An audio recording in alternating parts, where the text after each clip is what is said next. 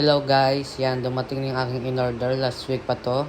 So, samahan niyo ako mag-unboxing guys. Alright. Starting.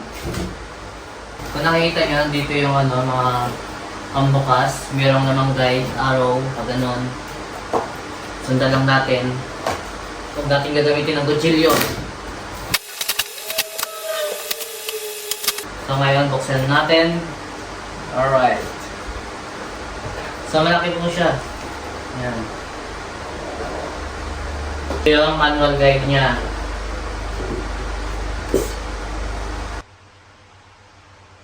Ito po yung kanyang mga accessories, mga cable, LAN, charger. Yan na po yan. So ngayon guys, tingnan natin itong itong puting to. Ito po yung kanyang rotor. Yan. Yan po siya. Yan. Ito po yung saksakan ng kuryente, kanyang charger. Then ito po yung LAN niya. So yung cable naman, ito po yung LAN. Yan, ito po yung LAN natin. Then ito naman po yung kanyang charger. Yan. So ito po medyo mabigat. Para kayo nang saksak ng ng ref. Then ito po yung extra cable.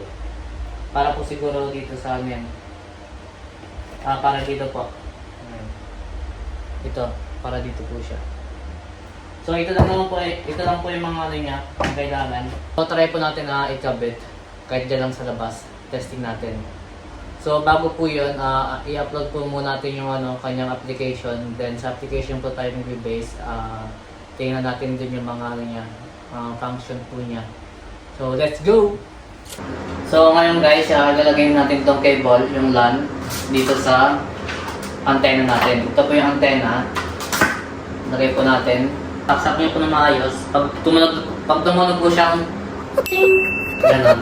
Yan, okay na po yun. Ganon din po siya. So ngayon, okay na po siya. Yan, pag nakasaksak na po siya, tingnan po natin yung router kung nakailaw. Yan po, nakailaw na po siya, nagbi-blink. Ibig sabihin po, hindi pa po siya nakakonect yung LAN. So, kabit po natin yung LAN. So, try po natin dito ilagay muna yung LAN po natin, yung ating antenna. Open po natin yung application. Start. Then, standard. Click po natin yan. Hintayin lang natin. So, yan, i-up po natin yan para makasaga po tayo ng mga signal. Yan, kailangan po natin na iikot yan sa taas. So 99% na po. So, ikot lang po natin yan sa taas para makakuha po siya ng signal. So yan po, okay na po siya. Connect po natin sa Wi-Fi. Then Starlink. Yan, okay na po yan.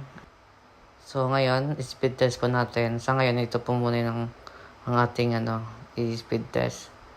Kasi nasa pa siya, mababang lugar. Dapat nasa taas po siya. Try po natin sa ibang application. Medyo mababa pa din po pero okay na din po siya. Check natin ngayon kung walang buffer. Ngayon, naka-antenna lang siya. Wala siyang direct to LAN. So, yan. Tingnan natin kung merong buffer o wala. Yan. Okay, good.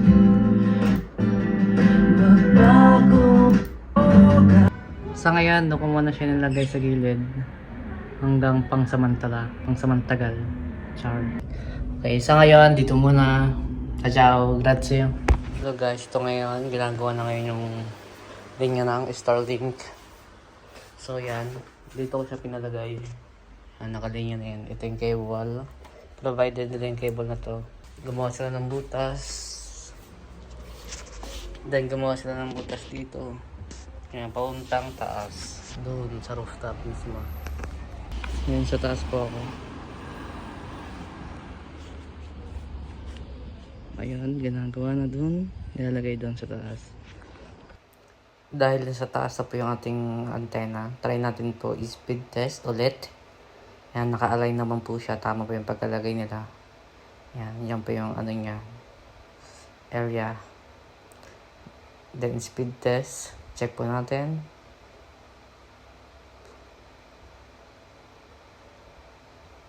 So, nasa 300 ano po to. Pero sabi po ng technician, after 4 days, mag-activate pa po siya. Halos papalo po siya ng 450 po. Yun po ang sabi ng technician.